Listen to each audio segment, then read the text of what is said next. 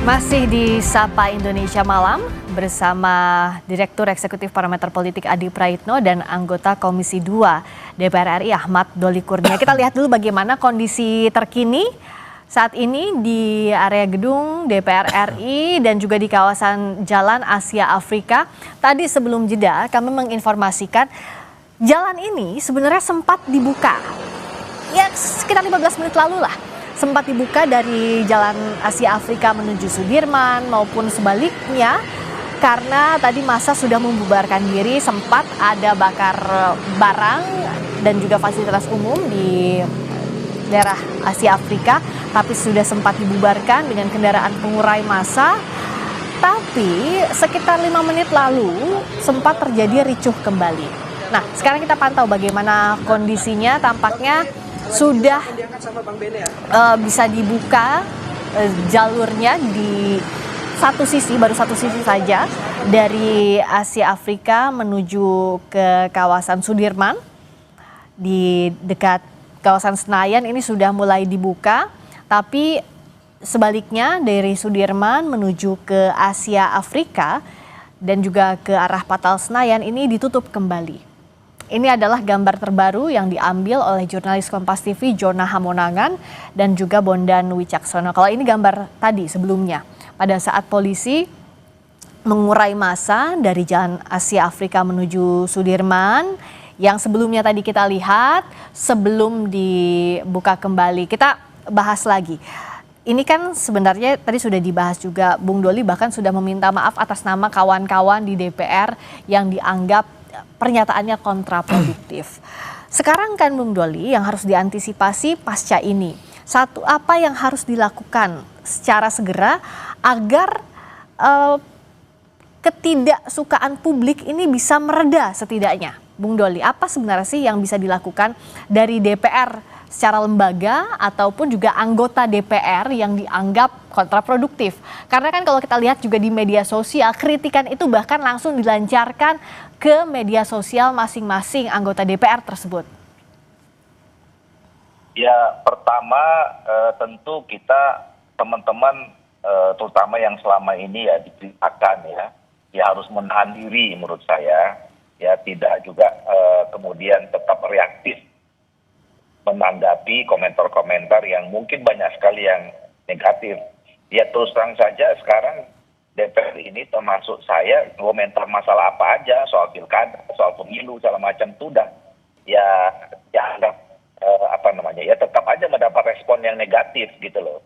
Tapi ya sudahlah, mungkin itu konsekuensi kita ya sebagai wakil rakyat yang memang ekspektasi masyarakat, publik mungkin juga kepada kami juga tinggi. Begitu tidak sampai mereka marah, kecewa, sikapnya macam-macam, ya sudahlah kita dengan ikhlas gitu. Itu konsekuensi sebagai wakilnya mereka, wakilnya rakyat gitu. Jadi mending kita cooling down ya, tidak usah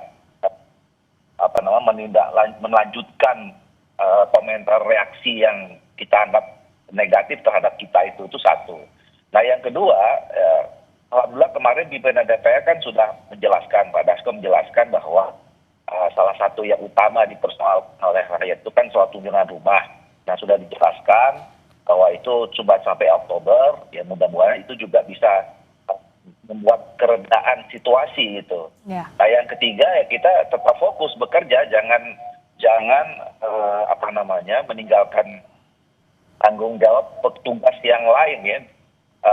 Yang selama ini sudah kita jalankan dan fokus dalam peningkatan kinerja untuk kepentingan rakyat dan bangsa negara kita.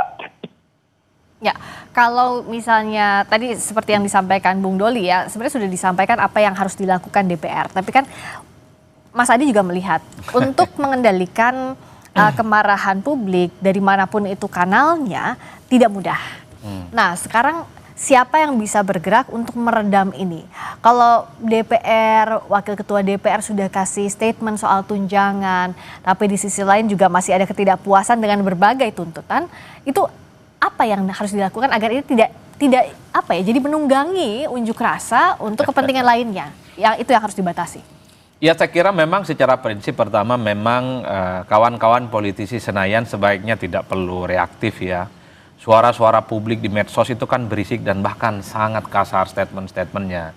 Dan tidak perlu statement-statement kasar itu kan adalah politisi itu mengamplifikasi di medsosnya.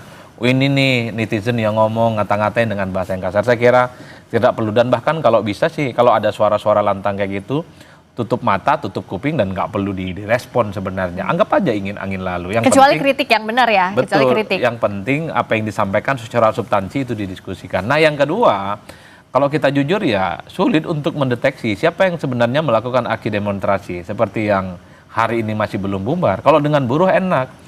Kan ada misalnya asosiasi-asosiasi buruh, ada kelompok-kelompok buruh.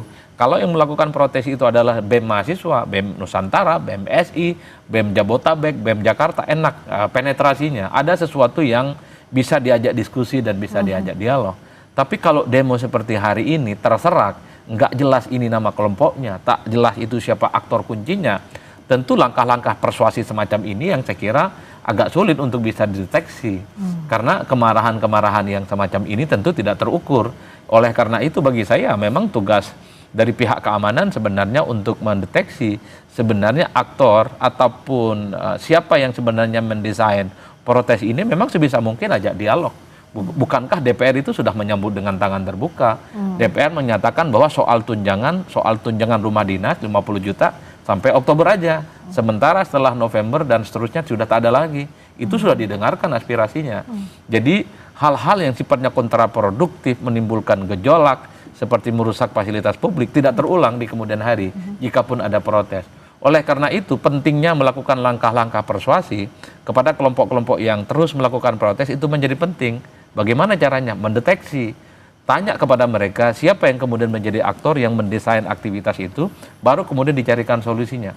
Apa langkah-langkah yang paling mungkin bisa didudukkan bersama untuk menghindari hal-hal yang sifatnya kegaduhan dan kontraproduktif. Kan sederhana itu saja sebenarnya, Friska. Oke, kalau Bang Doli juga apakah melihat hal yang sama, Bung Doli? Jadi ada yang menyampaikan ketidakpuasan, memang menyampaikan kritik kepada DPR, tapi ada aktor lain yang dianggap tanda kutip menunggangi momentum ini.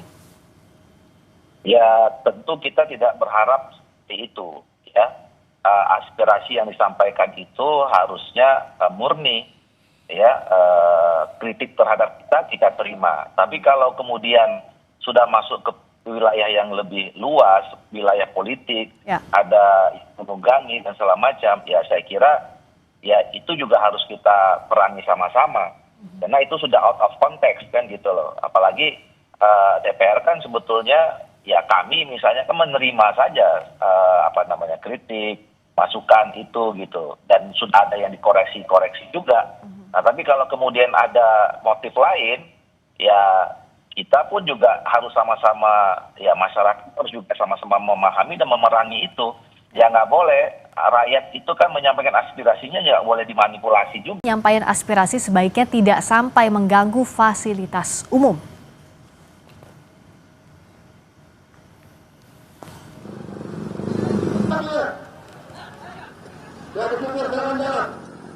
Pertama-tama tentu sekali lagi kami atas nama pemerintah menghormati segala bentuk penyampaian aspirasi.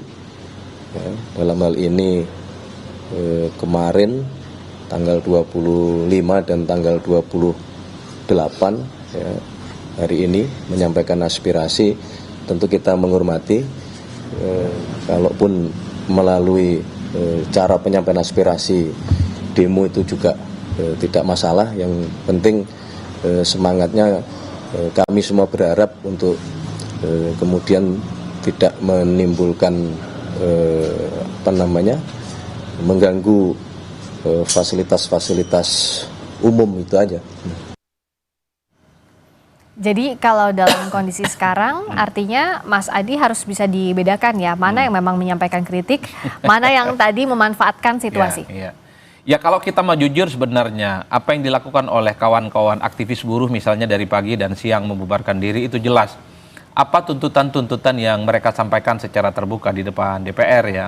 dan di berbagai tempat di provinsi. Mereka meminta misalnya supaya outsourcing dihilangkan, supaya mereka itu tidak ada lagi upah-upah yang rendah terhadap buruh, jelas, dan mereka membubarkan diri.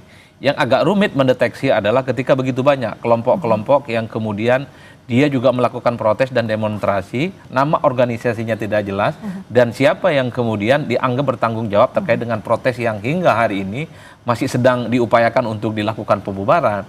Makanya penting langkah-langkah persuasi itu dalam aktivis dan demonstrasi, itu dalam konteks karena ada sesuatu yang bisa dinegosiasikan sebenarnya, Friska. Kita sebagai aktivis dulu memang sering dorong-dorongan dengan para aparat. Kalau memang melewati batas jam 6 sore itu kan tidak boleh. Apa yang bisa dinegosiasikan? Kita dipersilakan bubar dengan tertib dan besok turun lagi. Kalau aspirasinya tidak didengarkan, turun lagi. Kalau tidak didengarkan, turun lagi sehingga aspirasi itu didengarkan. Itulah yang saya sebutkan bahwa tidak ada yang disebut dengan instan kun fayakun. Hari ini protes, hari ini menyampaikan aspirasi, kemudian akan didengarkan, itu sulit.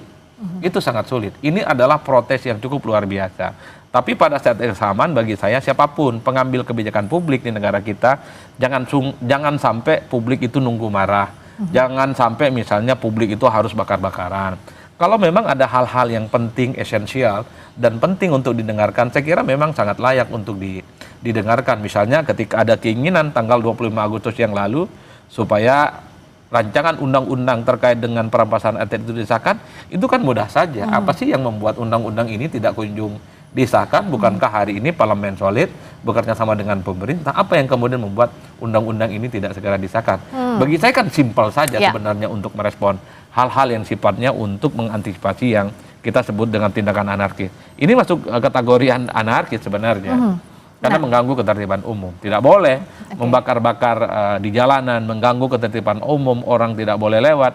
Sementara orang kan juga punya kesibukan masing-masing. Bukan hanya soal mereka yang punya kepentingan untuk menyampaikan aspirasi. Oke, terakhir ke Bung Doli, ketertiban umum harus dijaga. Tapi di sisi lain tadi untuk menjawab juga tuntutan dari publik, apa yang harus dilakukan dalam waktu cepat. Misalnya soal legislasi, soal tunjangan dan lain. Tunjangan tadi sudah jawab ya, tapi untuk legislasi misalnya untuk produktif beberapa hal termasuk perampasan aset apa yang bisa dijawab oleh DPR? Singkat saja. Tentu kan kita kembali bekerja seperti bagaimana biasanya, urusan legislasi terus dijalankan. Mana yang sudah masuk dalam prioritas kita jalankan. Nah, termasuk undang-undang yang tadi disampaikan itu kan kemarin sudah dijawab juga ya, bahwa DPR bersama pemerintah kan mulai membahas soal undang-undang pemberantasan aset itu setelah undang-undang KUHP selesai. Nah, sekarang undang-undang KUHP-nya kan sudah berjalan ya, dan itu secara terbuka disampaikan. Sekarang kan mengakses DPR itu kan nggak susah. TV parlemen ada, YouTube ada, media yang lain ada. Setiap hari juga bisa dimonitor itu pekerjaan-pekerjaan di DPR. Jadi undang-undang KUHP itu sekarang sudah dikerjakan oleh teman-teman Komisi 3. Ya kita tunggu supaya nanti linear dengan undang-undang perampasan aset. Baik, terima kasih Bung Ahmad Doli Kurnia, anggota DPR RI, fraksi Golkar. Terima kasih juga Mas Adi Praitno, Direktur Eksekutif Parameter Politik, sudah membahas ini di Sapa Indonesia Malam. Kita berharap juga kondisi segera kondusif setelah unjuk rasa yang berlangsung di gedung DPR RI. Aspirasi silakan disampaikan, catatannya dengan tertib. Kami akan kembali dengan informasi lainnya masih di Sapa Indonesia Malam usai jeda.